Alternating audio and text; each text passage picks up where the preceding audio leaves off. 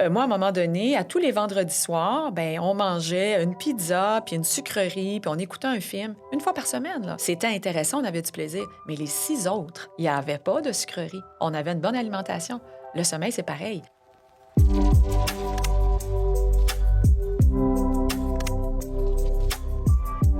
Bonjour et bienvenue à un tout nouvel épisode d'Entre tête et cœur, commandité par les fruiteries urbaines Fraîchement Bon. Et aujourd'hui, c'est un épisode très spécial, puisqu'on parle d'un sujet qui nous concerne tous, un besoin fondamental partagé par tous les êtres humains. Et oui, aujourd'hui, on parle du fameux sommeil. Et aujourd'hui, je m'entretiens avec une experte en sommeil depuis plus de 20 ans qui a accompagné plus de 10 000 familles à travers le monde et qui a un taux de réussite de 100 Brigitte Langevin, bonjour et merci beaucoup d'avoir accepté mon invitation. Hey, ça me fait plaisir, Sabrina. Alors, j'aimerais raconter comment je vous ai découvert parce qu'en fait, vous avez vraiment fait une grande différence dans ma famille. Donc, pour ceux qui ne le savent pas, j'ai 3 enfants. Et pour moi, le sommeil, c'est très important. Je devais vraiment m'assurer que les enfants dorment bien pour qu'on puisse avoir une vie saine et bien reposée. Donc, je vous avais contacté à prime abord pour mon fils Leonardo. Puis, en fait, je vous avais découverte vraiment en naviguant sur Google. Pour Leonardo, c'était une discussion téléphonique que j'ai eue avec vous. Puis, on va comprendre plus tard pourquoi ça a été très facile avec lui, mais seulement en l'espace d'une petite conversation avec vous, quelques conseils. Son problème de sieste était réglé, donc il s'est mis à faire des siestes, il s'est mis à être très régulier. Puis ensuite, c'est Sophia qui, ma fille plus aînée, dormait très bien. À un certain moment, vers ses 18 mois, elle a été malade. Donc, pendant cette période, on lui a permis de dormir dans notre lit. Petite erreur que nous avons certainement fait ici. Puis, on s'est mis à avoir des problèmes avec son sommeil, notamment, elle dormait mal, on dormait mal, elle bougeait beaucoup durant son sommeil. Terreur nocturne, donc elle s'est mise à se réveiller durant la nuit. C'était vraiment, on était vraiment impuissants face à ça. Puis aussi, pour l'endormir le soir, c'était rendu interminable. Les heures s'étiraient. Ça pouvait prendre de 2 à 3 heures avant qu'elle puisse s'endormir. Souvent, on s'endormait avec elle parce que c'était trop long le processus. Bye-bye les soirées en amoureux. Et là, je me rappelle vraiment d'une nuit où mon mari et moi, on est simplement découragés face à notre fille qui fait une grosse terreur nocturne dans notre lit. Puis, il y a François Carl qui me dit Pourquoi tu ne recontactes pas la madame qui nous a aidés pour le sommet à Leonardo? Peut-être qu'elle va pouvoir nous aider pour Sophia. Et donc, à ce moment-là, de mon lit, je me rappelle juste que je suis allée vous écrire un courriel. Et donc, pour Sophia, vous êtes venu à la maison parce que vous offrez les deux forfaits. Et ça a été vraiment, désolé l'anglicisme, mais un life changer pour nous. Le problème a été résolu après 3 jours. Vraiment, ça a été exceptionnel. Et tout récemment, je vous ai recontacté pour mon bébé de 5 mois, qui, lui, je pensais qu'il n'y avait rien à faire. Sincèrement, je pensais qu'il n'y avait rien à faire. Donc, pour mettre en contexte nos auditeurs, c'est un bébé qui se réveillait souvent, même pendant ses siestes, mais aussi en voiture, lors des promenades en poussette. Donc, vraiment, on sait que tous les enfants dorment en voiture et en poussette, mais le mien, c'était vraiment pas le cas. Et donc, je croyais vraiment qu'il y avait rien à faire. J'avais tout essayé, pas faire de bruit, de le coucher dans son lit, dans notre lit. J'essayais toutes sortes de techniques. Et puis, en plus aussi, il faut mentionner que il buvait la nuit. Donc, il buvait un 400 millilitres de trop, un biberon qu'on devait couper. Et là, je me disais, non, c'est sûr qu'il se réveille la nuit parce qu'il a soif. Et là, j'ai fait appel à vous. Et encore là, ce fut pour moi un life changer parce que vous m'avez expliqué le pourquoi il ne dormait pas. Non seulement le comment, mais aussi le pourquoi.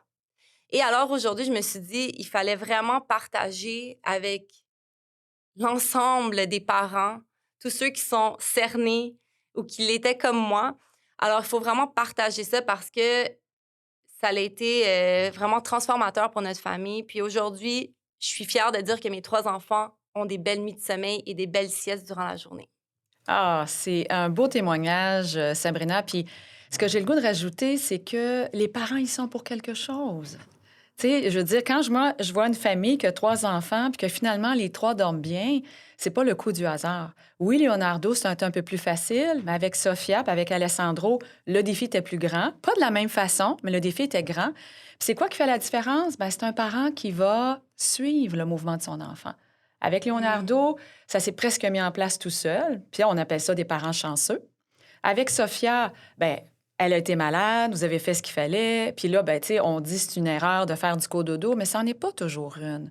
Hein? Parfois, on se dit, ben, c'était la meilleure chose à faire à ce moment-là. Mais c'est quoi la perception de l'enfant? Alors, si l'enfant découvre que, oh, il y a une autre façon de dormir qui est plus intéressante que celle que je faisais, Oui, c'est ça, parce qu'en fait, pour Sophia, il faut mentionner qu'avant, jusqu'à ses 18 mois, elle dormait dans sa chambre, dans son lit, dans ses affaires, puis on n'avait jamais eu de problème. Mais au moment où elle était malade et on l'a amenée dans notre lit, là, c'est ça, elle a découvert quelque chose de différent. C'était beaucoup plus agréable de dormir entre papa et maman. c'est ça, c'est ça. Puis là, ben, elle a adhéré à ça comme si c'était un nouveau mode de vie, alors qu'en fait, on voulait juste prendre soin d'elle. Alors, l'enfant ne fait Exact. pas la différence entre les soins qu'il reçoit puis l'attention parce qu'on l'aime. Lui, c'est tout le temps de l'attention parce qu'on l'aime. Donc, à ce moment-là, bien, les parents se retrouvent coincés, découragés. On essaie beaucoup de choses. Puis comme la cohérence n'est pas au rendez-vous parce qu'on est trop près de la situation, bien, parfois, ça se dégrade. Puis là, il y avait des terreurs nocturnes. Écoute, il n'y a plus personne qui dort. Exactement. Mais avant d'aller un peu plus loin, moi, j'ai envie de savoir d'où vous vient cette passion pour le sommeil. Ah, écoute, j'étais petite. Ta question est tellement intéressante. J'étais petite, je devais avoir à peu près 8, 9 ans. Ah, donc, tout près de 10 ans, parce que et c'était l'anniversaire de mon père qui avait 30 ans. Et là, ma mère a invité tout plein de gens à la maison pour fêter son anniversaire. Parce qu'à cette époque-là, ben, les hommes étaient ensemble, puis les femmes étaient ensemble. Puis là, les femmes discutaient, puis moi, j'étais entourée de ma mère, puis de ma tante. Et là, il est en train de se dire, c'était quoi laquelle partie de leur corps la plus importante? Et ce qui est sorti dans la conversation, c'était leur sein.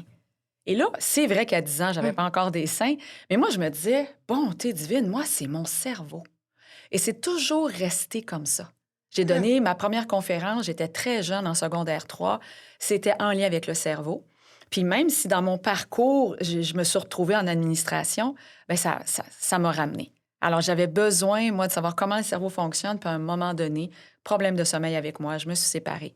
Problème de sommeil pour moi personnellement, problème de sommeil pour ma fille. Et là, écoute, ça avait un lien avec le cerveau. Je me suis dit, hey, là, je plonge là-dedans, puis on va aller voir ce que c'est. C'est comme ça que ça a Wow. parti.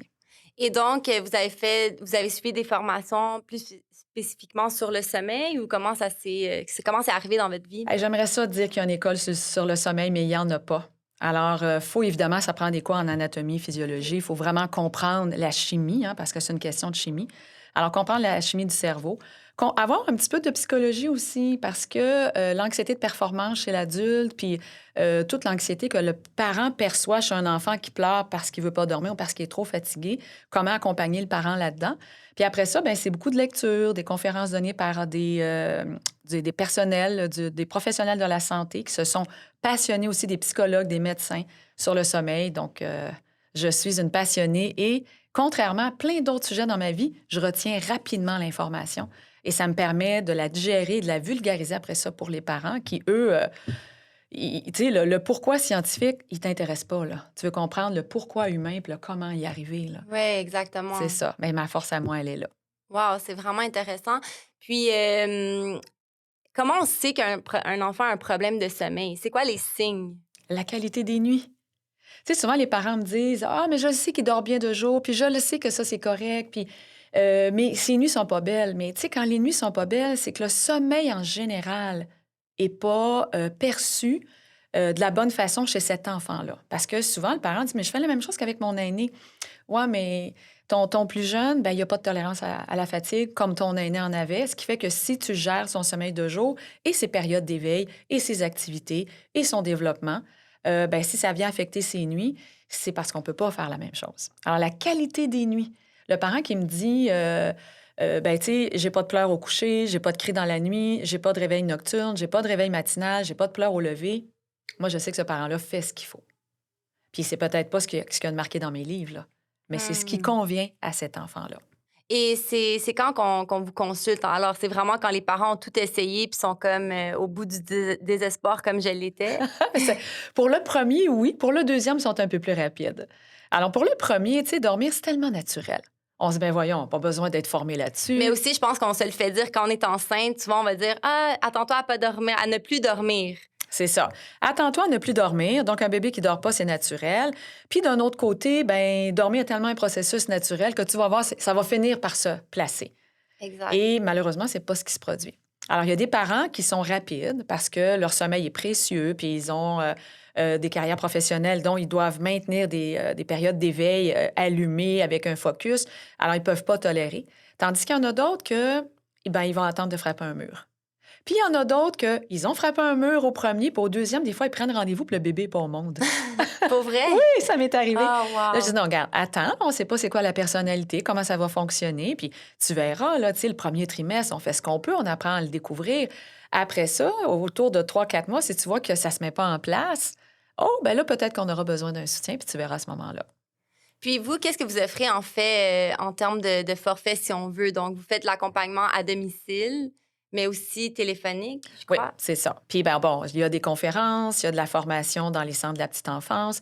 Puis, quand le parent veut vraiment une consultation privée, ben j'ai 2 forfaits au téléphone. Il y en a que parfois, c'est juste des astuces.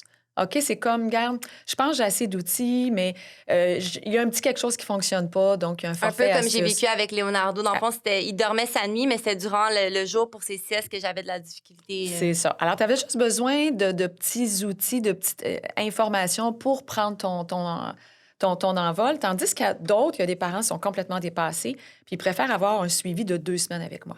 Alors, le forfait astuces, je te donne des astuces, suivi, un seul suivi. Le forfait apaisant, ben lui, il vient avec 2 semaines de suivi. Tu as même une petite mini-formation parce que là, mommy brain fatigué, prendre des notes, ça fait trop d'informations. Alors, une petite mini-formation visuelle que tu peux arrêter, reprendre, que ton partenaire de vie va pouvoir écouter aussi. Vous allez voir partir vraiment sur Sur des bonnes bases. sur des bonnes bases. Puis le suivi, bien, vient rassurer le parent en cours de route. Parce que dès la 3e nuit, là, s'il n'y a pas d'amélioration, il faut se questionner. Ah, c'est sûr. Puis, est-ce que vous suivez aussi les adultes ou vous êtes vraiment spécialisé pour les enfants? Pourquoi vous avez choisi, en fait, de vous spécialiser chez les enfants? En fait, c'est un peu la vie qui m'a dirigée. Parce Ah que oui? moi, j'ai eu des problèmes de sommeil et ma fille aussi. Puis, en regardant ce qu'il y avait autour de moi, ben, les parents se questionnent beaucoup plus pour le sommeil de leurs enfants qu'ils ne veulent pas médicamenter. Alors que chez l'adulte, c'est tellement facile. Tu vas voir ton Hmm. médecin, tu as une médication, tu n'es pas obligé de revoir ton hygiène de vie, pas obligé de revoir les causes psychologiques parfois qu'il y a derrière ça. Alors, ben, c'est plus rapide. Fait que souvent, les adultes vont moins consulter, mais ceux qui consultent, j'ai un beau taux de succès aussi. Mais alors, vous avez vraiment décidé de vous concentrer chez les enfants parce que c'était eux qui... Oui. Vraiment, Mais le ça- 0-5 ans, parce que il fonctionne par association. Pour moi, c'est très simple, là, OK? Quelqu'un qui ne sait pas ça, c'est plus complexe, mais c'est tellement simple. Même si les enfants sont différents, le mode associatif est un peu similaire chez tous les êtres humains.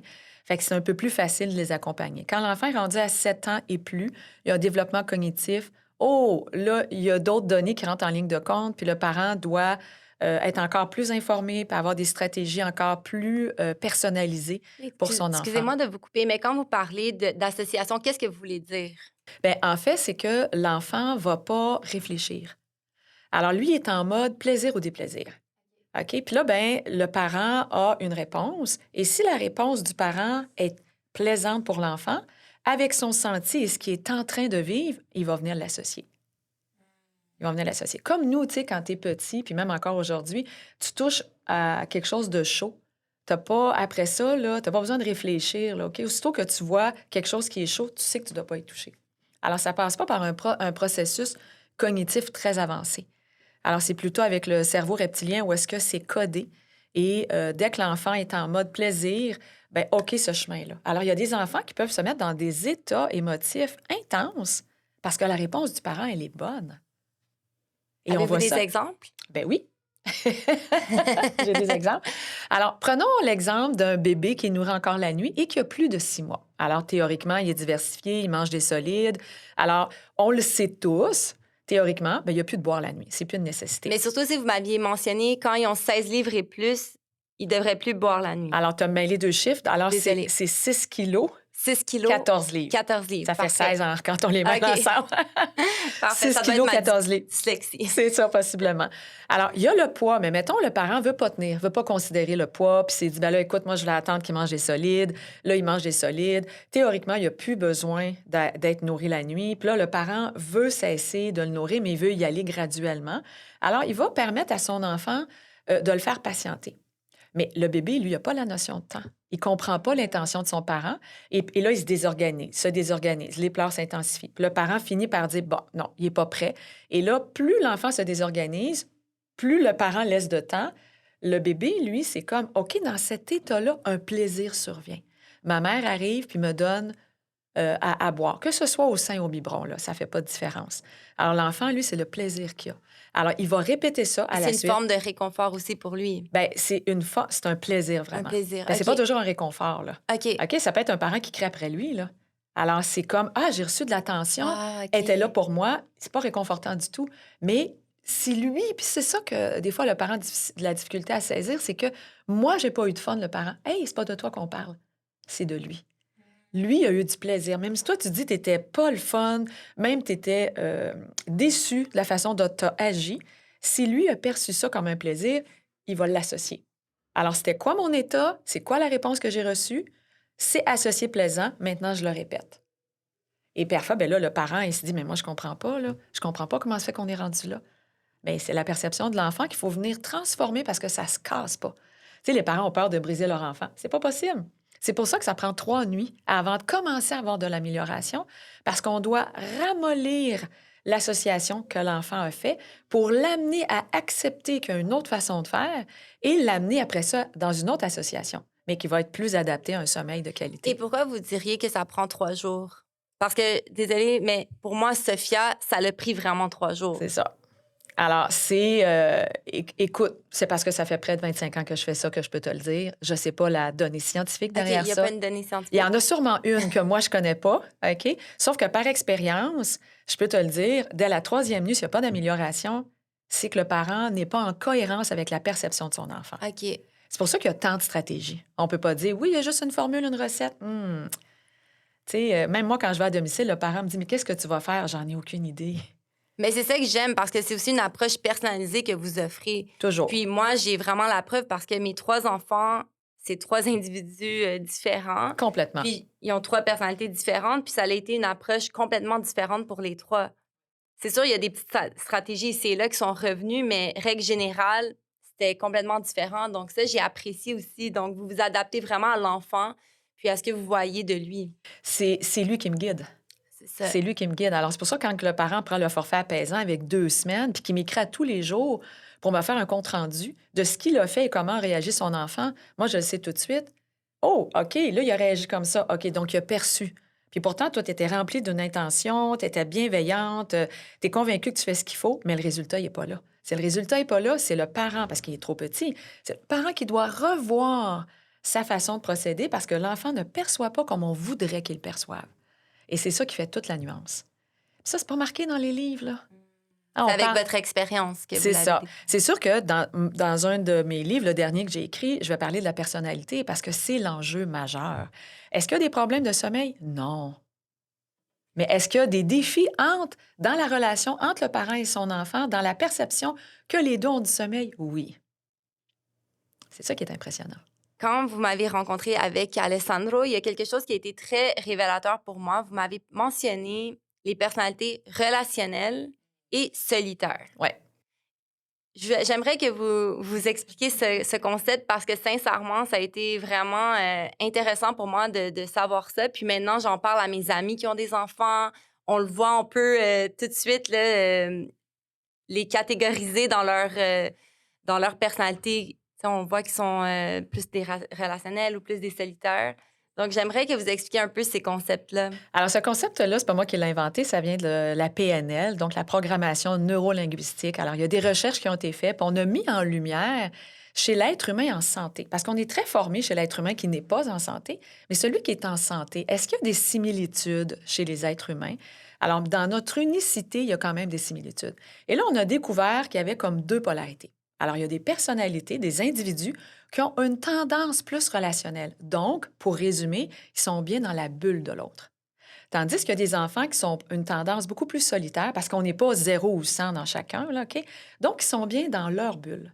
Et le lien avec le sommeil, c'est que le sommeil, c'est une connexion à soi. À tous les soirs, tous les êtres humains de ce monde vont se déconnecter de l'être aimé, de leur environnement pour se connecter à soi dans un espace de zénitude et se laisser aller à l'appel du sommeil. Alors, c'est la personne qui a une tendance plus solitaire fait ça de main de maître. Et là, ben, ça fait des parents chanceux. Puis là, ben, souvent, les parents pensent que c'est grâce à eux. Puis en partie, c'est sûr, parce qu'ils doivent tenir compte de l'horaire, des activités, des périodes d'éveil. Mais reste que l'enfant est venu au monde avec des compétences déjà installées parce qu'il est bien dans sa bulle à lui. Quand on parle d'un petit coco relationnel, malheureusement, ceux-là sont souvent étiquetés comme anxieux parce qu'ils tolèrent moins l'espace entre l'être aimé et eux. Et quand arrive le temps du sommeil, t'as beau là, faire une routine, ben c'est sans fin. Ils veulent toujours un dernier bisou. On parle de ceux qui sont plus âgés, là, OK? Un dernier câlin, puis reviens ici. Puis ils veulent toujours être près de toi. Ils veulent manger sur toi, jouer avec toi. Ils veulent être en connexion. Puis est-ce que c'est un défaut? Est-ce que c'est un bris? Non, pas du tout. C'est un trait de tempérament. Et quand l'enfant, ben, sa tendance relationnelle est à 80 ben, pour un parent solitaire comme moi, ouf, ça devient envahissant. Mais est-ce que mon enfant est envahissant? Est-ce que j'ai un problème d'attachement? Pas du tout. On a des personnalités différentes. Puis Exactement. une fois qu'on comprend ça, puis qu'on peut s'adapter parce que c'est nous l'adulte, bien, on comprend que celui-ci, ben oui, a besoin d'un petit peu plus de temps pour la connexion, puis il va avoir besoin d'un petit peu plus d'effort aussi pour accepter de se connecter à lui pour se laisser aller au sommeil. Tandis que celui qui a une belle compétence pour le sommeil, bien, quand ça va être le temps de se relationner à l'autre puis de partager, bien, ça va être plus difficile parce qu'il n'y a pas un qui est mieux que l'autre. Mais c'est comme je disais en entrée de jeu avec Leonardo, donc quand je vous ai téléphoné au téléphone et vous m'avez donné quelques astuces, vraiment lui, rapidement, il a pu faire ses siestes. En fait, en une journée, j'ai vu une grande différence, une amélioration et aujourd'hui, on le couche dans son lit, puis il s'endort tout seul. En fait, il est content d'aller se coucher. C'est ça. Donc voilà mon petit solitaire versus Sophia qui, maintenant, vu que qu'on suit vraiment, les stratégies puis qu'on fait attention d'avoir une routine, puis elle sait maintenant les étapes, elle sait que non, elle va pas dormir dans notre lit, elle sait qu'elle doit garder son pied dans son lit, jusqu'à temps que le petit soleil se réveille. Là, on pourra en reparler de la petite Ouais, horloge. ouais. Mais par contre, c'est vrai qu'elle va toujours essayer de tester une dernière histoire. «Oh non, j'ai soif. Oh non, je dois aller faire pipi». Mais il faut comme, en tant que parent, vraiment, tracer la ligne, puis, faire attention de Ouais. rester constant, concis et Ah ouais, c'était tellement... Tu sais, Leonardo, il a été malade depuis sa naissance aussi. oui. Et sans doute que tu as fait du cododo avec lui parce que c'était plus facile d'en prendre En soin. fait, c'est drôle, Leonardo aime pas le cododo. C'est sûr qu'il aime pas ça. Il aime pas ça, puis même dans mes bras, même quand il est malade, Ouais. j'essaie de le bercer, non, il dort jamais dans mes bras. Mm. Alors, il y a certains enfants de solitaires qui vont accepter le cododo et dès que les parents c'est guéri, ils les remettent dans leur lit puis tout passe inaperçu. Et il y a des bons solitaires, là, des enfants tu sais, avec un pourcentage de solitaires assez marqué qui vont même repousser leurs parents, un peu comme Leonardo. C'est comme, ils ont beau être malades, ils sont fatigués, c'est que tu me déranges. Ils repoussent le parent en leur disant, va me coucher. Exactement. C'est ça. Je suis fatiguée, c'est là où je veux aller parce que ça me fait du bien. Donc, le plus grand défi, en fait, c'est vraiment d'être ardu et vraiment, ben, en fait, plus rigoureux avec nos relationnels, dans le fond, parce que eux, ils font des associations. Donc, si, par exemple, un jour, Sophia, pour X raison, elle se retrouve dans notre lit le soir, donc, ça serait quoi, exemple, une stratégie pour un parent qui a un enfant relationnel à la maison? Bien, c'est d'en profiter parce que c'est pas vrai que ma fille a jamais dormi avec moi. Moi, j'ai une fille qui est relationnelle à un niveau assez élevé, puis moi, je suis une solitaire à un niveau assez élevé. Alors, elle est venue dans mon lit. J'ai été dans son lit aussi parce qu'elle était malade, puis par simple plaisir. Mais après ça, c'est d'accepter que mon rôle de parent, c'est de recadrer. C'est un petit peu comme passer l'Halloween. Je dis pas, ah ben non, écoute, il va manger des bonbons, je vais être prêt avec ça, il voudra plus manger ses C'est ça, brocolis. c'est des exceptions. C'est ça. Ben, puis pas toujours, là, tu sais, ça peut être un mode de vie où est-ce OK. que je dis, écoute, moi, à un moment donné, à tous les vendredis soirs, ben, on mangeait une pizza, puis une sucrerie, puis on écoutait un film, une fois par semaine, là. Puis c'était intéressant, on avait du plaisir. Mais les 6 autres, Il n'y avait pas de sucreries. On avait une bonne alimentation. Le sommeil, c'est pareil. Alors, je peux me permettre, une fois par semaine, et là, je vais loin, là, parce qu'il y a toutes sortes de familles sur la planète, que de dire, hey, on peut-tu une fois par semaine? Moi, j'aime ça dormir avec mon enfant parce que je suis un parent relationnel. Je peux-tu me permettre ça? Oui, mais accepte la conséquence qui vient avec. Alors, si tu as une petite cocotte ou un petit coco relationnel, le lendemain, quand tu vas lui dire, ben non, tu dors dans ton lit, ben ça se peut qu'on ait pour 2, 3 jours à s'en remettre. Alors là, après ça, c'est un choix de vie. Donc, les vacances, il y en a chaque année où est-ce qu'on va se retrouver à dormir dans la même pièce, parfois dans le même lit. Le temps des fêtes va arriver à chaque année où est-ce qu'on va se coucher trop tard, puis qu'on va s'endormir à des endroits inusités, parfois inopportuns. Mais la fin des vacances, la fin de la maladie, la fin du temps des fêtes, on remet en place nos limites et ça continue. Alors, tu sais, c'est juste d'accepter. Alors, moi, je savais qui était ma fille. Un jour, j'ai compris, ça m'a pris du temps. Après ça, ben j'ai accepté qu'elle était, puis j'ai mis en place ce qu'il fallait. Et j'ai joué mon rôle de parent jusqu'à temps qu'elle parte de la maison. Wow! Et vous disiez par rapport au relationnel et solitaire que dans une même famille, disons qu'il y a plusieurs enfants, il y a vraiment les deux, puis ils alternent aussi? Ça, c'est impressionnant. Puis ça, je ne l'ai pas appris, je l'ai observé. Avec les années, j'ai vraiment observé. Je savais que on est là pour se compléter. Donc, une femme qui a un tempérament plus solitaire va attirer un homme qui a un tempérament plus relationnel. Puis dans le même pourcentage, c'est incroyable. Mais les enfants, c'est pareil. Alors, si mon premier, lui, il a comme le choix. Alors, il prend la tendance qu'il veut, au pourcentage qu'il veut. Alors, il vient s'ajuster entre son père et sa mère. Puis quand l'autre arrive, bien, il est comme inversé. Quand le troisième arrive, il prend un autre espace qui a été laissé. Alors, c'est comme de l'espace libre, pour le nommer ainsi, puis chacun trouve sa place. Alors, tu sais, dans les familles, moi, je regarde mes parents, ils sont 10 enfants, là. Puis quand tu te mets à observer ça, j'ai pu observer la famille de mon père avec les oncles et les tantes, puis il y a 2 couples de jumeaux là-dedans, et c'est incroyable. Je vois ça partout, partout, Donc, même partout. exemple, chez des jumeaux, il y aurait un relationnel puis un qui est plus solitaire. Ouais. Puis Wow. même les triplets, là, OK, là, ben c'est pas les 2 relationnels qui sont venus au monde back-à-back. Tu sais, c'est vraiment, Ouais, t'as ton ouais. relationnel, si c'est solitaire relationnel, puis t'as 2 solitaires, ils sont pas un derrière l'autre. Fait que je peux même des fois pas prédire, mais dire, une fois que je sais lequel est lequel, je peux même dire qui est venu au monde en premier, puis qui est venu au monde. C'est pas lui qui est venu au monde en premier parce que les personnalités me l'indiquent. Les parents sont comme, mais comment tu fais? C'est la nature qui est comme ça. C'est vraiment impressionnant. C'est impressionnant. Ben moi, je confirme. Sophia relationnelle, Leonardo solitaire et Alessandro relationnel. Donc, C'est ça. c'est super intéressant. Puis on va bouger là-dedans. Là, tu sais. J'étais Ouais. 80 solitaire. Je ne le suis plus autant aujourd'hui parce que j'ai voulu aller chercher un petit côté relationnel. Puis ma fille a été un grand maître pour moi là-dedans. Là. C'est ça. Souvent, on dit que les enfants nous choisissent vraiment pour nous faire travailler certaines choses chez nous. Donc, c'est vrai. Je ne sais pas s'ils nous choisissent, mais en tout cas, ils nous font travailler. Ça, c'est sûr. Ça, c'est sûr.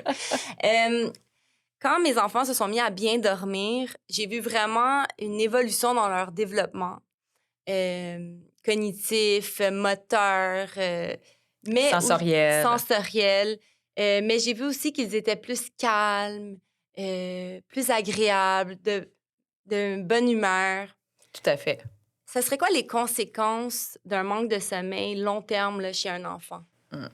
Alors, on veut pas... Tu sais, il y a beaucoup de régimes de peur qui existent dans notre société. Puis moi, j'ai le goût là, de tout de suite enlever la pression sur le dos des parents. Là, tu sais, de 0 à 5 ans, là, c'est pas si grave que ça.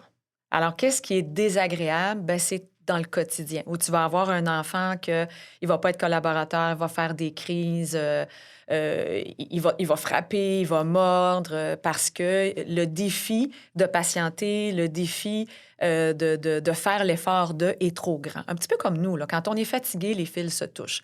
Alors, c'est émotivement que ça va être difficile. OK. Puis c'est sérieux, là, OK? C'est difficile pour les parents. On arrive le soir, on a notre journée dans le corps, on veut avoir du bon temps avec nos enfants. Puis finalement, on fait vraiment beaucoup d'efforts, là, tu sais. On va choisir des activités, on va faire des sorties, on va essayer d'avoir des activités pour chacun d'eux. Puis finalement, il n'y a pas de collaboration, on n'a pas de plaisir. Puis là, des fois, on se dit, mais pourquoi je fais tout ça, moi, là? Alors, c'est ça qui devient difficile. Oui, souvent, on va parler, par exemple, de décharge émotive où l'enfant, il a un trop plein de fatigue, puis là, il est comme, il est colérique, il va pleurer, il va faire le bacon par terre. Puis là, ça vient que, justement, le parent essaye d'être un bon parent en essayant de planifier des activités, faire plein de choses, mais l'enfant, c'est juste, il est trop fatigué. Il est trop fatigué. Il peut pas Il collaborer. peut pas collaborer. Fait que je dis toujours, tu sais, j'avais justement une maman là, qui m'écrivait hier en me disant, elle a mis en place une stratégie, sa fille avait 2 ans, puis là, elle se sent coupable de dire, je peux pas croire qu'elle avait une dette de sommeil et que j'ai pas vu ça. Est-ce que j'ai causé préjudice? Ben non, pas du tout. Alors, en fait, ça a été pas facile pour toi parce que les nuits étaient bousculées, parce que dans la journée, c'était difficile, parce que l'entrée en garderie, c'était presque pas possible, parce que, ben, elle dormait pas beaucoup là-bas non plus. Alors, j'ai toujours aux parents, tu sais, d'ici ces 5 ans, là, faut qu'elle soit capable de manger toute seule, faut qu'elle soit propre, faut qu'elle soit capable de marcher, faut qu'elle ait une motricité fine, tu sais, faut qu'elle soit capable de tenir un crayon. Alors, on relaxe, là. C'est déjà pas facile à gérer tout ça parce que toi-même, tu es fatigué. Ah, donc, passer 5 ans, tu sais, même en 4 et 5 ans, là, est-ce que ça, il est capable de faire des phrases complètes? Est-ce que tu vois que ses émotions, il commence à comprendre puis à mieux les gérer? Est-ce que tous les petits éléments là, qui sont importants, auxquels on veut que nos enfants soient bien préparés pour rentrer à l'école, et si c'est à 5 ans à l'école, la maternelle, ben c'est ça qu'il faut vérifier. Mais c'est pas OK. parce qu'il marche pas à 12 mois parce qu'il était fatigué, mais on remarque, ça tu l'as bien nommé, un enfant qui dort bien, ben, il s'alimente mieux, sa prise de poids est meilleure, ben, il est plus calme et disposé et disponible pour participer aux activités de développement. Tout devient plus facile. Mais malgré tout ça, tu as des enfants qui vont cheminer plus rapidement, même s'ils sont reposés, parce que des fois, le solitaire, il est plus visuel, puis il va avoir un développement cognitif qui va être beaucoup plus rapide que son frère, qui, lui, ben, est plus relationnel. Il est beaucoup plus dans le senti, dans le toucher. Donc, parler va arriver un petit peu plus tard. Puis c'est rien à voir avec le sommeil. C'est encore une fois la personnalité de l'enfant. Ah, c'est vraiment intéressant. D'ailleurs, vous parliez des signes de fatigue, mais souvent, je dirais de l'âge, tu sais, jusqu'à temps que le bébé commence à parler, disons de la naissance, jusqu'à, disons, un peu plus vieux. Souvent, c'est dur pour nous de comprendre notre enfant, de savoir c'est quand qu'il est vraiment fatigué. Tellement. Alors, ça serait quoi pour vous comme les signes à observer pour un parent qui a un bébé, disons 12 mois et moins, Puis tu sais, là, je dirais 5 ans et moins. 5 Parce ans? qu'on a des enfants, puis tu sais, je les ai vus de mes yeux vus, sinon je l'aurais pas cru, là, qui ne témoignent jamais de signaux de fatigue. J'ai déjà donné une conférence qui a duré 3 heures dans une maison là, avec des amis. Là, puis les bébés étaient là, bien entendu. C'était pendant la sieste de l'après-midi. Puis un petit coco de 6 mois. Écoute, on l'a oublié. Sa mère l'a pas oublié, là, mais OK? Juste pour te dire qu'il n'a jamais rien demandé. La mère, elle l'a assis dans un coin parce qu'il ne se tenait pas assis. Elle lui a mis 2, 3 jouets. Il n'a pas chigné, il n'a pas pleuré. Puis est-ce qu'il était fatigué? Bien sûr que oui. Mais il démontrait aucun signe de fatigue. Alors, c'est sûr que ses nuits n'étaient pas belles. La maman n'était pas là pour rien. Alors, encore, comme je disais, l'élément le plus important, c'est les nuits. Mais sinon, OK, les arcades sourcilières qui rougissent, frotter le nez, frotter les oreilles, c'est un signe de fatigue. Les enfants qui sont hyper agités. Souvent, les parents sont là, des petits cocos de 3, 4 mois, ils sont dans leur coquille. Là. Puis là, ben, ça n'arrête pas de bouger. Puis souvent, c'est des mouvements désorganisés. Puis ils sont fiers. Ils sont là, ben regarde, il y Je en me a dedans, rappelle là. avec Alessandro, quand vous êtes venu à la maison, vous l'aviez observé, puis Oui, il frappait avec ses mains et ses pieds sur le sol, là, vraiment saccadé, puis ça faisait du bruit, là. oui, oui. Puis vous m'aviez mentionné, ça, c'est un signe de C'est fatigue. un signe de fatigue. Mais pourquoi on nous dit pas ça? Bien, Personne nous dit ça. c'est parce que, puis c'est tellement important ce que tu dis là. Pourquoi on nous dit pas ça? Parce que la priorité, c'est l'alimentation. Hey, vous passez 24 heures à l'hôpital. Tu sais, j'enseigne aux infirmières aussi en périnatalité. Puis quand tout va bien, là, au bout de 24 heures, tu es sorti. Eux, ils te parlent de quoi? Alimentation, puis le syndrome du bébé secoué. C'est tellement vrai. C'est ça qu'ils vous parlent. Ils n'ont pas le temps de vous dire, tu sais, là, ben là, le sommeil, c'est juste Non. vers 6 à 8 semaines, puis après ça va s'allonger, puis là, dépendamment de la personnalité, puis après ça, puis après ça, puis après ça, ils peuvent pas. Ils peuvent pas. C'est pas ça la priorité. On s'assure que la prise du sein est bonne ou la prise du biberon, La prise du poids du bébé. la là. prise de poids du bébé, donc, il faut vraiment qu'il puisse être capable de bien téter. La prise de poids du bébé, puis après ça, ben trouve-toi des outils parce que s'il dort pas, il va pleurer beaucoup, puis il faut que tu prennes sur toi. Parce que le syndrome du bébé secoué, c'est pas une blague, là, OK? Tu sais, moi, souvent, on fait à la blague, ah mon Dieu, moi, je disais quand, à l'époque, c'était Kijiji, là, hey, quand moi, j'en avais plein le casse, là, je disais, hey, moi, là, je vais la mettre en vente sur Kijiji, puis un parent disant, ben moi, c'est sur Marketplace maintenant, là, tu sais, parce que t'es fatigué. Ouais. Puis là, c'est des petits bébés. Puis un bébé, ben c'est normal que ça pleure parce que ça vit de l'inconfort. De l'inconfort pour mille et une choses. Plus il s'éveille, tu sais, il venait d'un confort parfait, là. Et là, il a tout perdu ça d'un coup. On tente de recréer tout ça, mais on n'est pas dans lui. Alors, c'est difficile. Toi, tu connais tes signaux de fatigue. Tu dis, ben, je vais Ça, on observer ça connaît chez pas mes ses enfants. besoins. On ne connaît pas ses signaux de fatigue. On ne sait pas comment il va les exprimer. Ses besoins, on les connaît, mais on ne sait pas comment il va les exprimer. C'est ça, c'est ça. Alors, donc, je dois découvrir chacun de mes enfants. Tu sais, moi, j'ai beau avoir, ma fille a 33 ans, j'ai de l'expérience, j'ai accompagné plein de familles. J'aurai un enfant demain.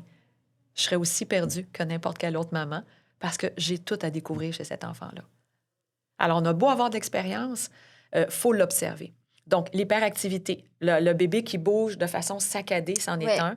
L'enfant plus vieux qui court bord en bord, il est plus âgé, il a 2 ans, là, puis qui court bord en bas du salon, puis qu'il donne l'impression aux parents que son enfant n'est pas fatigué, puis il est rendu 18h30, 19h, bien, on appelle ça l'énergie du désespoir. Il ne peut pas s'arrêter. S'il s'arrête, il va ressentir la fatigue.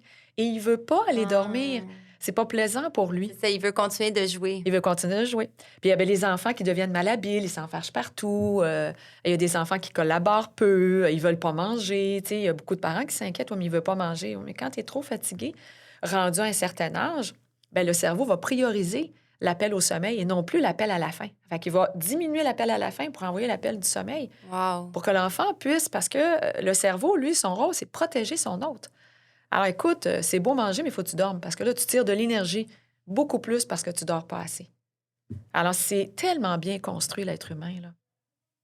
D'où l'importance d'écouter nos signaux Ouais. et d'écouter notre corps parce qu'il nous parle. Ah, tout le temps. Tellement, tellement, tellement. Puis on a, tu sais, même moi aujourd'hui, étant une personne plus solitaire, je suis beaucoup moins connectée à mon corps qu'une personne relationnelle qui a une sensibilité, même si elle a une connexion externe, puis si elle est kinesthésique. Puis encore aujourd'hui, des fois, je me fais prendre, pas par rapport à mon sommeil, mais dans d'autres situations de ma vie où est-ce que mon corps m'a avisé, bof, bof, bof. Et bang, il t'arrive quelque chose, tu dis, ouais, OK, j'aurais dû. Mais bon, la leçon rentre, je ne vais pas me taper sur la tête, c'est pas, ça donne rien. Après ça, bien, je vais faire plus attention. C'est ça, on est aussi ici pour apprendre. Ben oui, puis on est des êtres humains. puis, Exactement. c'est normal. Puis, ce serait quoi, selon vous, une routine de sommeil qui est saine? 3 étapes, tout simple. Hygiène, détente et affection. Alors là, l'hygiène, ça peut être... il y a des parents qui... La peau est sensible chez certains enfants, donc une journée sur 2 vont donner le bain ou la douche, changer la couche, le pyjama, crémer le bébé, brosser les dents, les cheveux, faire le pipi, le caca, le changement de couche. Tout ça, c'est la période d'hygiène.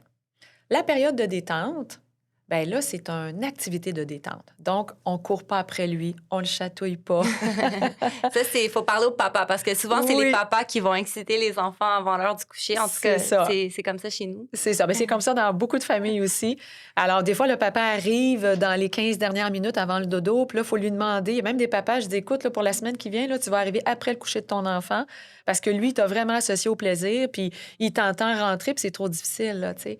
Donc, c'est une période de détente où on va remplir le réservoir affectif de notre enfant. Parce que dormir, c'est une déconnexion. Comment on fait ça? Bien, à une tétée, que ce soit au sein ou au biberon, un gobelet, il est sur toi. Tu vas lire une histoire, tu vas lui faire un massage, tu vas lui parler de sa journée s'il est plus âgé. Et après ça, c'est une période affective. Ça, c'est en dernier recours. Puis là, bien, il faut faire attention. La période affective ne devrait pas être dans le lit. OK. Parce que quand tu investis le lit de ton relationnel, le solitaire, tu t'en sors bien. Mais quand tu commences à investir le lit de ton relationnel et que là, tu lui fais des câlins là, puis tu lis l'histoire là, puis juste un petit de 2 minutes, tu le colles, tu lui fais des massages, hey, lui, il adore ça. Et là, ben, tu peux plus quitter son lit. Encore 1 minute, 1 minute, 1 minute. Puis à un moment donné, tu dis, ben voyons, ça prend 1 heure avant qu'il s'endorme parce qu'il demeure hyper vigilant, parce qu'il veut conserver ça pour s'endormir. À la période affective, un petit bisou, un petit câlin, et on borde l'enfant, puis théoriquement, on devrait pouvoir quitter la pièce. Mais la période affective, ça peut se faire dans la chambre, juste pas dans le lit. Juste pas dans le lit. OK, c'est C'est ça. ça. Ça peut être, surtout dans la chambre, parce que là, quand tu es dans le salon, il y a tellement de stimulus partout. Oui, c'est ça. C'est pas Puis on aidant. veut éviter aussi les écrans, Oui, la c'est ça. lumière bleue, C'est ça, tout ce qui c'est pourrait ça. stimuler davantage. Davantage le cerveau, les neurones. Alors, c'est sûr que dans la chambre à coucher, les parents, des fois, il faut qu'ils s'arrachent les yeux pour lire l'histoire. Non, non, non. Il y a très peu de lumens là, après une lampe dans une chambre à coucher. Donc, tu peux la laisser ouverte, ta petite 25 watts. Là. Elle ne va pas venir affecter son cerveau puis les neurones. Donc, mets de la lumière, tourne les pages avec ton enfant, tu lis l'histoire, puis c'est parfait. Là, tu sais, la pénombre est importante, surtout quand il y a de la clarté à l'extérieur. Donc là, ça va bien. Là, les journées se rallongent. Il faut faire attention. Bientôt, le soleil va se lever bien avant que nous. Alors là, la toile devient importante pour éviter que le soleil vienne filtrer l'espace puis atteindre le cerveau à travers la rétine de l'œil qui est fermée. C'est puissant, le soleil, là. Tu as beaucoup de lumens là-dedans, là. Fait que ça vient stimuler le cerveau. C'est un signe aussi pour le cortisol de dire, hey, OK, on stresse le corps parce que là, on veut sortir de l'état du sommeil pour s'activer et se lever. On est suffisamment reposé. Puis aussi, en début d'épisode, je parlais de comment vous l'appelez? La Grow Clock. La Grow Clock. Ouais. En fait, j'aime parce que c'est un modèle, là, la Grow Clock, OK? Puis c'est même pas mon modèle favori, mais c'est le modèle le plus vendu au monde, là. Alors, c'est un point repère de temps visuel parce que les enfants n'ont pas la notion de temps. Exact. Alors, quand on dit à l'enfant, ben oui, fie-toi sur le soleil, il se lève jamais à la même heure. Alors, l'été, tu veux pas qu'il se fie sur le soleil, puis l'hiver, tu veux. Parce que le soleil se lève tard le matin. Exact. C'est ça. Donc, pour eux, parce que dans le fond, vous me l'aviez conseillé pour Sophia, puis aujourd'hui, c'est ça qu'on utilise encore, puis c'est vraiment fantastique. En fait, pour ceux qui ne savent pas, c'est on peut programmer selon ses heures de sommeil. Donc, quand c'est l'heure de faire dodo, il y a une petite étoile bleue, donc l'écran est bleu. Et quand c'est l'heure de se réveiller, donc, où elle peut sortir de son lit, sortir de sa chambre, il y a un petit soleil jaune. Puis ça, je trouve que c'est fantastique parce que justement, si on se fie toujours au soleil, je me rappelle l'été, elle me disait, mais maman, le soleil n'est pas couché. Je disais, non, mais regarde ton horloge. C'est ça. Puis on fermait les rideaux. C'est ça. Non, c'est vraiment important parce que surtout les enfants qui sont plus relationnels, puis même les solitaires en vieillissant, ils veulent s'amuser. Puis dormir, c'est quand même pas ce qu'il y a de plus intéressant pour un enfant. Alors, quand tu lui donnes un point repère de temps visuel, bien, il sait quand il peut sortir de la chambre sans perdre le privilège d'avoir une porte entrouverte. Donc, à ce moment-là, bien, ça évite les conflits, ça évite les combats. Il y a son point repère. Donc, l'étoile bleue veut dire que c'est le temps de dormir. Tu gardes tes pieds dans ton lit. Et le soleil jaune veut dire, tu peux te lever, viens me rejoindre, c'est le bon moment, je vais pas te ramener dans ta chambre. Là, t'sais. Alors, c'est rassurant pour l'enfant. Puis c'est à partir de quand que la notion du temps apparaît chez l'enfant? À passer l'âge de 6 ans. OK. Donc, Même, on va voir dans son langage, il va commencer à dire là, hier, mais hier, ça va être toutes les autres journées, puis demain, c'est tout, ça peut être le mois prochain. Là, on voit que vers 5-6 ans, il commence. Là, puis là, ben, à un moment donné, il va vraiment avoir la notion du temps avec l'heure, puis là, on ne peut plus le déjouer. Là, fait que, ben, c'est le fun des petits-enfants. Souvent, les parents me disent ah, ben là, il est fatigué, il faudrait le coucher plus tôt. Ah, ben non, il ne va pas dormir. J'ai l'habitude de le coucher à 19 h, mais il ne sait pas qu'il est 19 h. Ouais, si tu le couches à 18 h pour toutes sortes de raisons, parce qu'il est fatigué, il est malade, il va dormir comme s'il était 19 h. Alors, puis le matin, ben, tu sais, souvent, les parents, ils disent, ben non, là, tu vas aller faire dodo, c'est pas le matin. C'est un concept abstrait. Il ne sait pas c'est quand le matin. Et comme il n'y a pas la notion de temps, ben à un moment donné, tu dis oui. Il ne sait pas pourquoi tu dis oui. Alors, il peut se réessayer là, à partir des fois de 23 h là, pour dire, c'est-tu le matin? Alors, au début, il se levait à 5 h, il se réveille à 4 h du matin, il se réveille à 3 h, à 2 h, à minuit, à 23 h. Puis il y a des fois, à 22 h, il commence à se réveiller en disant, hey, on fait-tu une activité? Puis ils ne comprennent pas pourquoi c'est non. Parce qu'à un moment donné, tu dis oui. Fait que d'où l'importance d'avoir vraiment un visuel qui indique la notion du temps pour lui. Faut juste, chez les 4-5 ans, c'est un modèle qui est facile à déjouer parce que tu peux le débrancher, tu peux jouer sur l'écran puis faire apparaître le soleil. Alors, souvent, que des enfants, ils sont intelligents, nos petits cocos, là. Fait qu'ils viennent le déjouer. Alors, tu as des modèles, comme moi, j'aime beaucoup le Oli, O-O-L-Y. C'est un hibou, puis il n'est pas branché dans le mur. Il n'y a pas d'étoile, parce que, tu sais, avec la grosse étoile bleue, bien, tu as 12 étoiles. Puis quand il reste juste une étoile, bien, l'enfant, il sait que c'est dans pas long, finalement, là, tu sais, même s'il n'y a pas la notion de temps. Puis il va rester réveillé dans l'attente de voir le soleil, parce qu'il a associé que quand il y avait juste une étoile, c'était plus rapide, là, tu sais, sans savoir rapide comment. Alors, fait, c'est sûr que le petit hibou au lit, bien, il n'a aucun point repère. Alors, soit il n'est pas allumé, soit tu dis, il y a 8 couleurs dessus. Alors, les parents, tu sais, des fois, la Grow Clock est trop lumineuse. Bien, mon enfant ne dort pas avec cette lumière-là. Alors, bien, la au lit, tu peux ne pas mettre de lumière, puis elle est programmable à distance. Puis elle, qu'est-ce qu'elle fait exactement? Bien, c'est un point repère, c'est une couleur. Alors, tu peux dire que le rouge, bien, c'est la couleur du dodo, puis le bleu, c'est la couleur du lever. C'est nous qui mettons les associations. Bien, c'est ça. Bien, avec l'enfant, on choisit la couleur, c'est ça. Alors, quelle couleur tu veux, il se sent, lui, inclus dans le processus, fait que ça devient intéressant. J'avais une question aussi un peu inusitée. Est-ce que les enfants rêvent? Mais oui! Ah oui? Plus que nous. Ah oui? Oui, parce que le rêve est un phénomène qui se produit dans le cerveau dont un des buts est d'intégrer les acquis. Alors, ils ont fait des études, puis ils ont découvert que le fœtus passait jusqu'à 80 de son temps en sommeil de rêve, qui est du sommeil paradoxal. Puis dans la première année de vie de l'être humain, du bébé, il va passer vraiment 60 à l'état de rêve. À partir de l'âge de 2 ans, comme nous, 25 de la nuit qui est en train de rêver, qui permet l'intégration de ce qu'on apprend durant la journée. Alors oui, ils rêvent, mais ils peuvent raconter le contenu que seulement quand ils parlent. Fait que tu peux pas savoir. OK. Tu peux dire, hey, moi, il est réveillé, il a-tu fait un mauvais rêve? À moins que tu vois qu'il a l'air apeuré puis qu'il cherche quelque chose, tu peux dire, ah ben oui, d'après moi, Il a fait un il a fait un cauchemar. cauchemar, ça l'a réveillé parce que l'enfant fait pas la différence entre l'imaginaire dans sa tête et la réalité à l'extérieur. Alors, quand il fait un mauvais rêve ou un cauchemar, il ouvre les yeux, puis la menace devrait être là. Ici, ils viennent juste de la voir, là. Mais c'était dans sa tête qu'il la voyait, non pas OK. à l'extérieur, là, tu sais. Alors, fait que c'est sûr que tant que l'enfant ne parle pas, c'est difficile de savoir s'il a fait un mauvais rêve. Donc, notre rôle, c'est de le réconforter. Puis, alors, les mauvais rêves, il y en a peut-être 3 ou 4 par année, pas OK. 3 ou 4 par nuit. Souvent, les parents sont là, bien, il fait des cauchemars à toutes les nuits. Pas certaine. OK. Puis est-ce que c'est souvent quand ils sont très fatigués, comme les cauchemars ou... Rien à voir. Mais les terreurs nocturnes, oui. Ça, c'est différent. C'est quoi la La différence différence, entre un c'est cauchemar? que, c'est ça, le rêve qui inclut le cauchemar se produit dans le sommeil paradoxal, OK? Donc, quand les ondes électriques sont rapides, OK. tandis que les terreurs nocturnes, c'est en sommeil lent, quand les ondes électriques sont lentes, lentes, lentes. Alors, quand les ondes électriques sont rapides, mon cerveau est assez en éveil et c'est là qu'on va avoir une mémoire de rêve. Quand mon cerveau est en ondes électriques très, très lentes, ben le cerveau dort pas au complet parce qu'il dort jamais au complet, mais il est quand même assez au ralenti, ce qui fait que la terreur nocturne, l'enfant n'est pas conscient. C'est comme ça qu'on le sait. C'est en sommeil lent, profond, donc en début de nuit.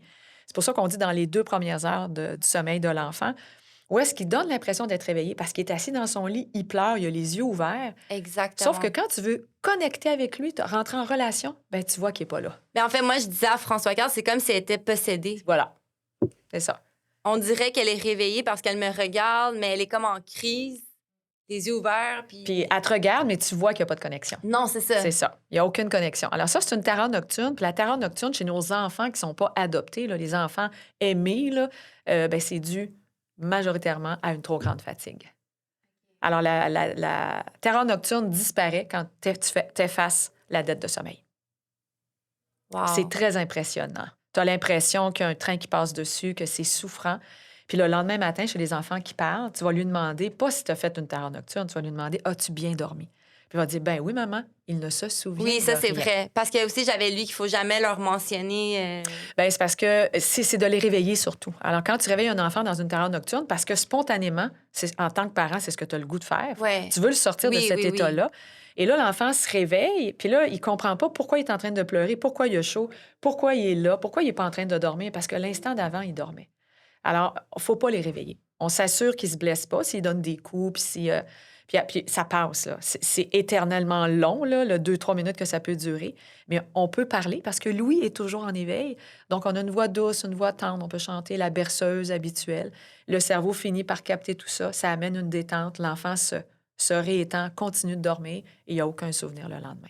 Mais là, il faut coucher plus tôt, là, si on veut voir ça disparaître. OK. Mais vous disiez, les cauchemars, c'est seulement quelques fois par année, mais les terreurs nocturnes, ça peut être plus que ça. Bien, c'est l'enfant quand il est fatigué. OK, c'est C'est ça. ça. Fait que ça peut être Ça peut plusieurs être- fois par semaine, disons. Ben oui. S'il y a une grande dette de fatigue. C'est ça. Tu sais, souvent en vacances, tu pars pour 2 semaines en vacances, la dernière semaine, des fois, parce que les vacances, c'est pas fait pour suivre un horaire, là. Ouais. Ben, la dernière semaine, des fois, les terreurs nocturnes commencent à s'immiscer, puis tu arrives à la fin, puis tu te dis, mon Dieu, j'en ai toutes les nuits, là. C'est pas facile. Non, c'est pas facile, effectivement. Comme je disais d'entrée de jeu, vous avez suivi plus de 10 000 familles maintenant à travers le monde. Donc, j'avais envie de vous entendre sur quelques cas plus particuliers ou marquants avec lesquels vous avez travaillé dans les dernières années. Le cas le plus marquant que j'ai eu, c'est la seule fois où j'ai passé la nuit, parce que moi, je passe pas la nuit, là, quand Non, je c'est vais. ça. C'est ça. Moi, je vais à domicile, on part l'enfant, je vois qui il est, je vois ce qu'on a eu besoin de mettre en place pour pouvoir l'amener à ça. Puis après ça, ben, j'outille les parents. Cette nuit, tu continues, tu fais ceci, ceci, ceci. Tiens-moi au courant demain pour s'assurer qu'on est toujours. Puis là, ben, avec le suivi, dès la 3e nuit, amélioration, puis au bout d'une semaine, c'est réglé. À un moment donné, il y a un parent qui m'appelle. C'est un parent québécois, par chance, là, tu sais, j'ai pu me déplacer puis y aller. Alors, elle me dit, écoute, mon enfant dort debout. Fait que là, j'ai dit, attends, je comprends pas, là. Qu'est-ce que tu veux dire?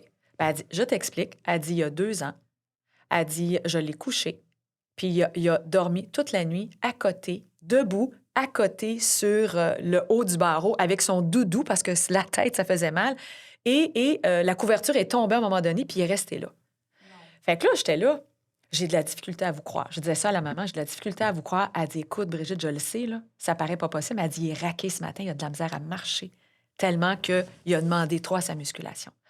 Fait que là, j'ai dit, écoute bien, avant que je me déplace, là, parce que j'ai jamais vu ça, là, tu sais, à part dans l'émission de Papa puis Maman, là, Oui, qu'on c'est pouvait ça, dormir la petite debout, vie. là, la petite vie, là.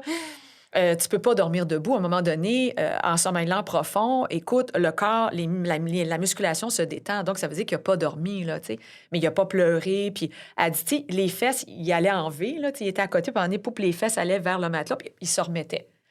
Fait que là, j'ai dit, écoute, avant que j'aille chez toi, la nuit prochaine, tu mets ton cadran aux heures pour que toi, tu sois réveillé aux heures et je veux que tu regardes dans la caméra puis que tu me dises dans quel état il est. Bien, à toutes les heures que le parent a regardé, le bébé était debout. Dormir debout. En réalité, il s'endormait jamais profondément. Mais un bébé d'une...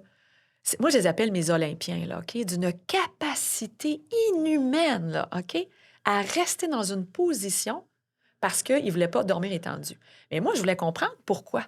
Mais qu'est-ce qui s'est passé dans la vie de cet enfant-là? Puis là, la mère, elle m'explique Parce que... qu'au départ, il dormait sur le dos, là. Je veux dire, Ben bébé oui, naissant ben oui, et ben tout oui. ça. Puis là, Jusqu'à tout récemment, jusqu'à là. tout Jusqu'à tout récemment. récemment. Qu'est-ce OK. qui s'est passé? Fait que là, elle m'explique, elle dit, écoute, il a toujours bien dormi la nuit, mais pour la sieste, elle avait décidé d'acheter la paix, puis elle faisait des tours d'auto. Alors, la première année de naissance, des tours d'auto à tous les jours. Et là, elle est retournée au travail, puis la fin de semaine, à la garderie, il dormait très bien, étendu sur un matelas, mais chez elle, il dormait pas du tout. Fait qu'elle allait en auto, elle puis son mari, puis ils partaient pour aller se promener. Et un jour, elle a dit, ben c'est fini, maintenant tu dors dans ton lit. Il est resté debout pendant le 2 heures de la sieste. Jusque-là, c'est pas si mal, mais il a reproduit la même chose pour la nuit. Alors, c'est de là que c'est venu. Alors, il a résisté à la sieste en restant debout et il a décidé de faire la même chose pour sa nuit. Alors, je suis allée à domicile. On a fait la stratégie du parent robot.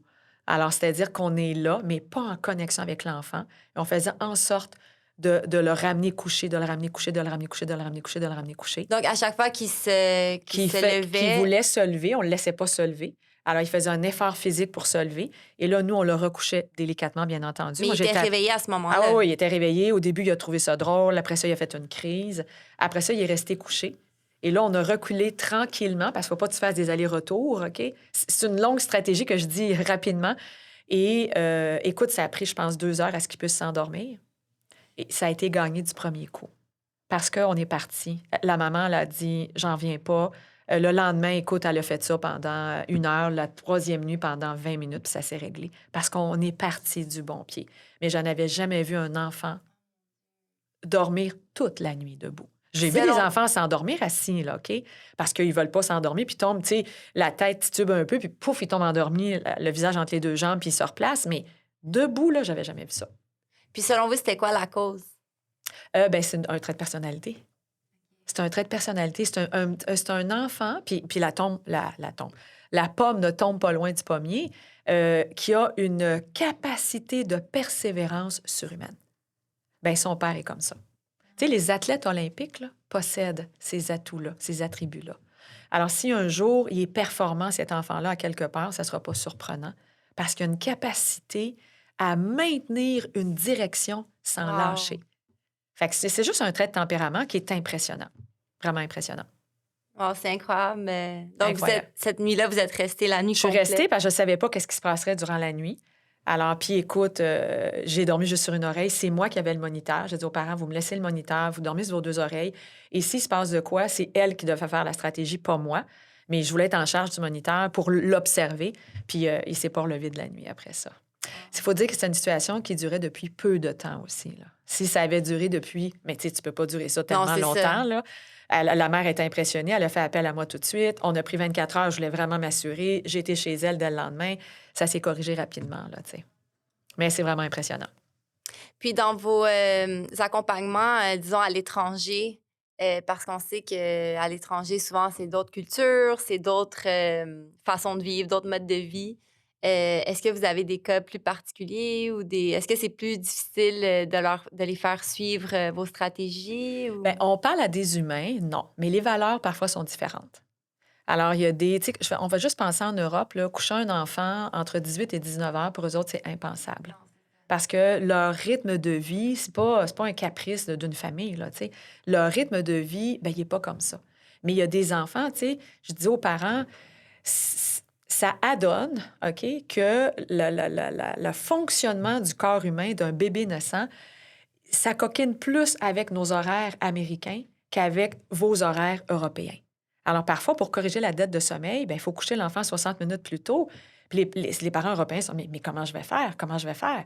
Puis là, ben, des fois, je mets ça un petit peu à la blague. Oui, mais nous, on ne vit pas comme ça. Je dis, mais il ne sait pas encore qu'il est parisien, là. Donnons-lui du temps. Tu sais, je mets un petit peu d'humour. Donnons-lui du temps pour pouvoir. Puis là, ben, ça prend du soutien. Alors, ça prend du soutien parce qu'ils ne vont pas laisser leur emploi. Ils ne peuvent pas se dire pendant une semaine, je vais faire ceci ou cela. C'est assez difficile. Mais on y arrive tout le temps. Tu sais, le parent qui veut voir changer les choses, ben prend les moyens, puis c'est ponctuel, là. C'est pas comme ça pour 6 mois, là. C'est comme ça pour une semaine. Et là, après ça, tu vois un changement. Puis quand les parents voient dès la troisième nuit, on commence un vendredi soir. C'est un vendredi, samedi, dimanche. Tu as déjà 3 nuits, là. Dans la nuit de dimanche à lundi, ils sont tellement encouragés que le restant de la semaine, ils sont prêts à faire beaucoup de sacrifices pour continuer. Puis après ça, ben, on s'adapte à leur horaire à eux. Fait que l'horaire, parfois, c'est pas facile. Non, c'est ça. C'est pas facile. Puis, à travers vos formations et votre expérience, vous avez découvert sûrement des choses super intéressantes par rapport au sommeil. Est-ce qu'il y a des choses, disons, plus étonnantes ou plus inédites que vous avez découvertes que vous aimeriez partager ou des choses que, par exemple, c'est pas le commun des mortels qui sait par rapport au sommeil? Une chose que je sais, c'est que, puis je l'avais lu c'est pas moi qui l'a, il y a des recherches qui ont été faites, puis tous les enfants viennent au monde bons dormeurs. Ah oui? Tous les enfants de ce monde viennent au monde bons dormeurs, selon ben, les croyances des parents, selon l'hygiène de vie des parents, selon la personnalité de l'enfant, tout se joue là. Puis à un moment donné, ben, on a des enfants qui dorment moins bien. Et là, ben, on cherche des causes de poussées dentaires, puis de problèmes neurologiques, alors que c'est juste l'amalgame des croyances des parents, comment ils perçoivent le sommeil, de la personnalité de l'enfant. Mais chaque enfant porte à l'intérieur de lui un bon dormeur. Donc, par exemple, un adulte qui aujourd'hui n'a pas besoin de beaucoup d'heures de sommeil pour être fonctionnel, on dit que c'est un petit dormeur. Est-ce que c'est parce que son enfance, en fait, comme son enfance, le sommeil à son enfance, pardon, a été affecté d'une certaine façon qu'il dort moins bien? Eh non, le petit, moyen et long dormeur, c'est comme nos empreintes digitales. On vient au monde avec ça. OK. Par contre, c'est sûr que certains longs dormeurs qui veulent être efficaces, bien, il y a des trucs maintenant. Là, tu sais, on peut donner des trucs pour t'aider, mais ça va toujours être un effort surhumain pour ces gens-là. Au même titre que le chronotype. Tu sais, t'as des gens qui sont plus du matin, puis tu as des gens qui sont plus du soir. Fait que, tu sais, un lecteur de nouvelles, tu sais, j'ai déjà accompagné un lecteur de nouvelles qui devait se lever à 3 heures le matin pour être en onde à partir de 5 heures, puis avoir tout préparé, puis c'était... Puis il dit, qu'est-ce que je vais faire avec ça? Mais j'ai dit, tu vas à contre-courant. Tu vas à contre-courant. Toi, quand je te demande c'est quoi en vacances, comment tu fonctionnes, tu te lèves pas à 3 heures du matin. T'aimes mieux te lever à 9h30 le matin puis te coucher à minuit. Et là, ton travail te demande, OK, de te coucher à 20 heures le soir pour pouvoir te lever à 3 heures le matin. C'est difficile de changer quelque chose avec lequel tu es venu au monde, là. Mais c'est possible. Mais ça va toujours te rester, là. Ça va toujours te rester. Alors, l'enfant, il y a des enfants qui viennent au monde, petits dormeurs, c'est ceux qui ont une bonne tolérance à la fatigue. Puis nos longs dormeurs, bien, ils n'ont pas de tolérance à la fatigue. Alors, eux ont besoin de plus de sommeil pour se sentir reposés en tout temps. Puis ils vont être comme ça toute leur vie. Mais un jour, ils vont prendre du café, ils vont prendre des stimulants, ils vont être capables de contrer tout ça. Sauf que ça va impacter leur corps. Mais quand tu es jeune, là, ça passe inaperçu. Mais quand tu arrives dans la quarantaine, cinquantaine, soixantaine, là, tu dis oh, j'arrive plus à faire la même chose. Ben non. Ton corps, lui, est en mode vieillissement, puis il peut plus t'apporter ce qu'il t'apportait avant. Puis là, on doit revoir des fois notre mode de fonctionnement pour respecter qui on est depuis la naissance parfois. D'où l'importance, comme on l'a dit, d'écouter notre corps, parce que moi aussi, je le vois, la différence. Plus je vieillis, justement, plus je manque d'énergie, plus je dois me coucher tôt pour récupérer. C'est ça. C'est ça.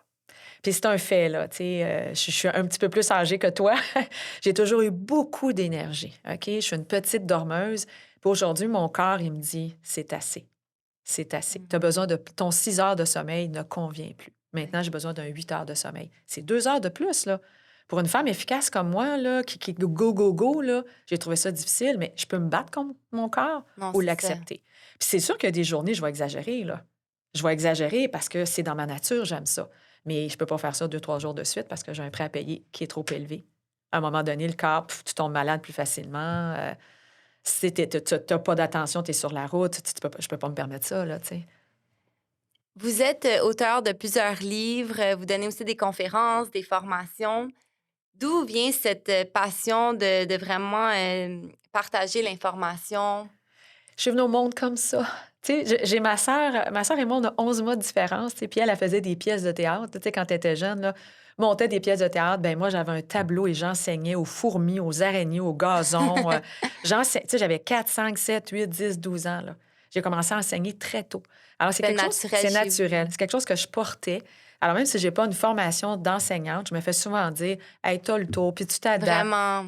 C'est ça. Au niveau style Puis c'est facile de d'intelligence, vous puis comprendre aussi. c'est ça. Je suis une bonne vulgarisatrice. Exactement. Alors, fait que de là, après ça, ben, j'ai fait des formations, j'ai monté des formations sur le net. Alors, elles sont accessibles pendant que tout le monde dort partout à travers le monde. Et ben, j'ai écrit des livres aussi. Alors, ça devient Mais facile. justement, parlons-en de vos livres. Donc, vous avez apporté quelques copies ici. Oui, oui, oui. Donc, ça a été lequel votre premier livre? Puis ça concerne, c'est quoi les sujets, par exemple, sur lesquels vous avez écrit? C'est ça. En fait, c'est que j'ai écrit 6 livres sur le sommeil. J'aurais jamais pensé écrire. Tu sais, j'ai écrit mon premier livre que j'ai même pas apporté parce qu'il est même pas en librairie. Ça fait trop longtemps que je l'ai écrit, là. Et C'était en quelle année? mon premier livre, en fait, mes premiers livres, c'était sur les rêves. Ah oui? Parce que j'ai fait beaucoup de cauchemars dans ma vie. OK. Et quand tu es à l'âge adulte, c'est que ça va pas bien dans ta vie. Et je suis rentrée pour le sommeil, je suis rentrée beaucoup par la porte des rêves, là, tu sais.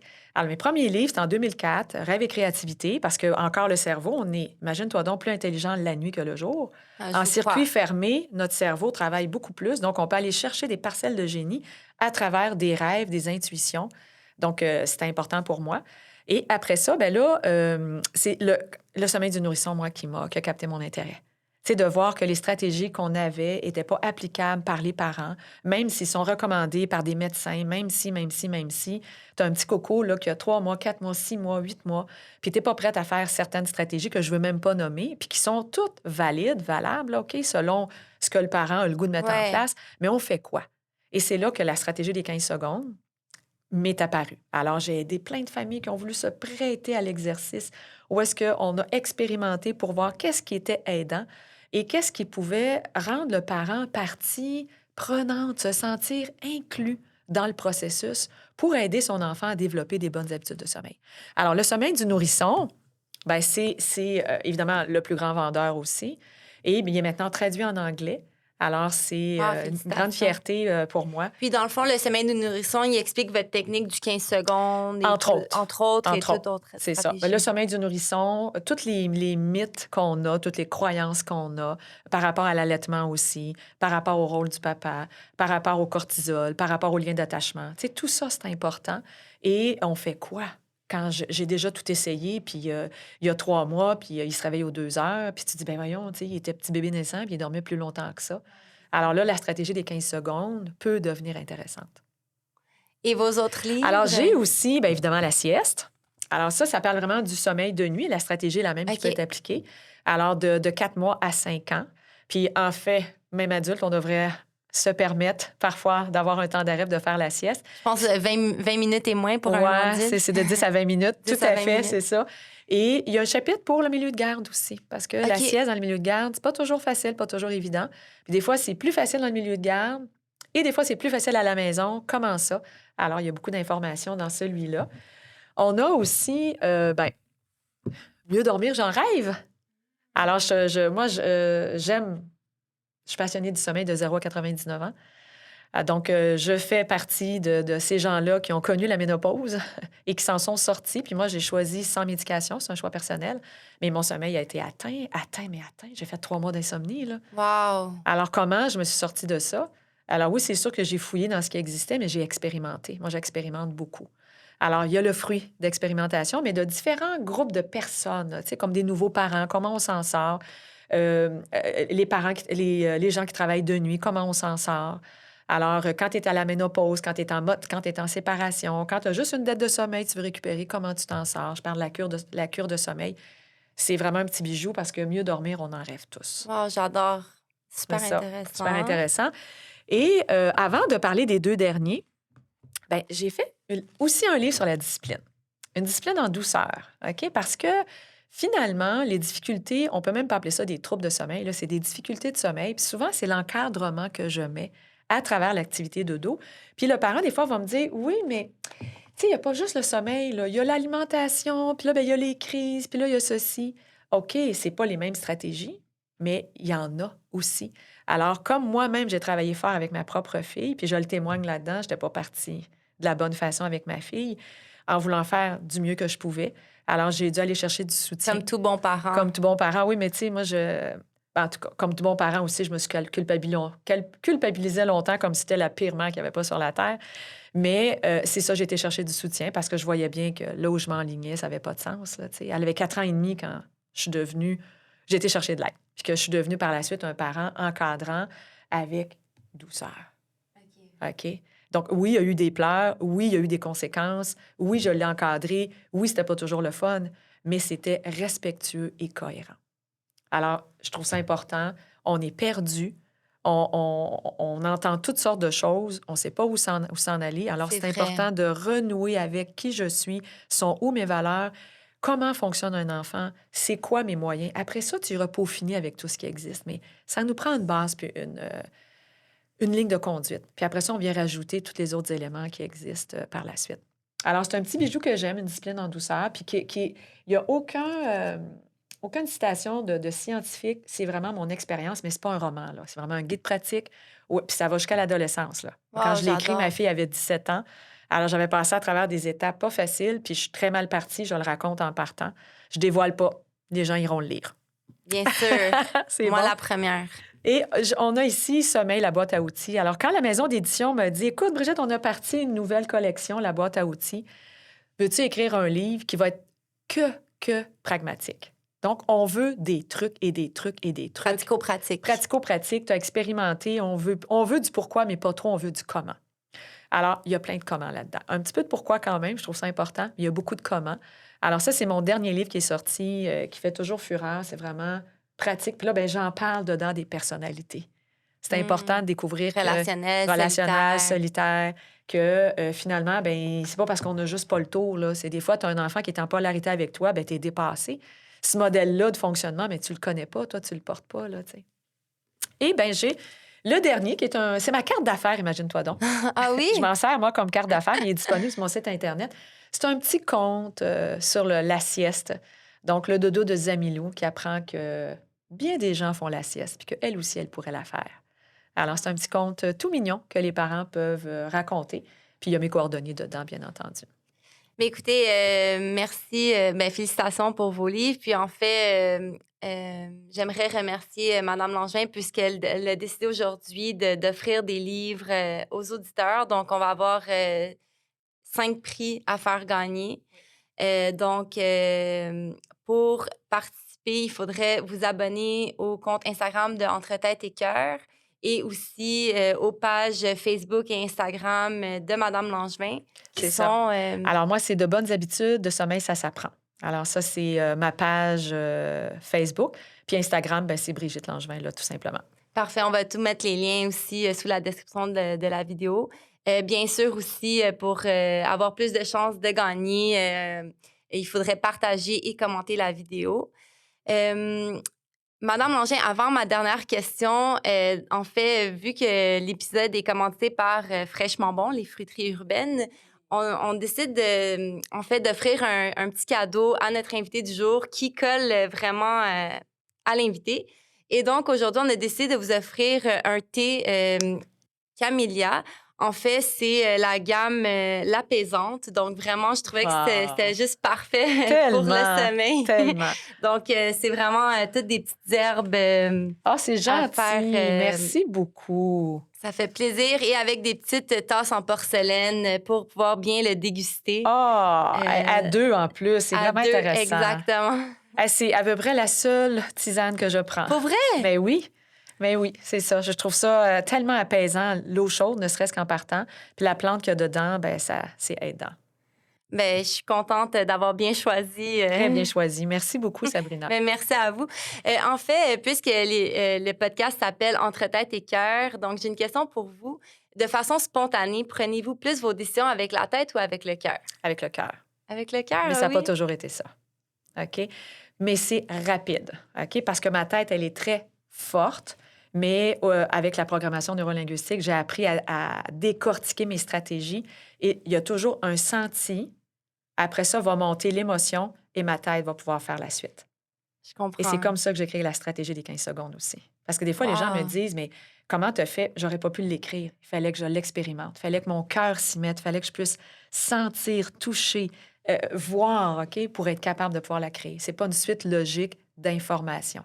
C'est vraiment quelque chose qui vient du cœur. Ah, c'est vraiment touchant. Mais écoutez, merci encore de vous être joint à moi aujourd'hui pour discuter du sommeil. Vraiment, vous avez changé ma vie. J'espère que vous allez pouvoir continuer de changer la vie pour le mieux de d'autres familles à travers le monde. Donc, merci encore. C'était vraiment une belle discussion. J'en ai appris beaucoup. Vous êtes vraiment une personne formidable, merveilleuse, douce. Vraiment, là, c'est un plaisir de vous avoir rencontré. Merci, merci Vraiment. beaucoup. Donc, merci beaucoup pour l'épisode d'aujourd'hui. On se revoit la semaine prochaine.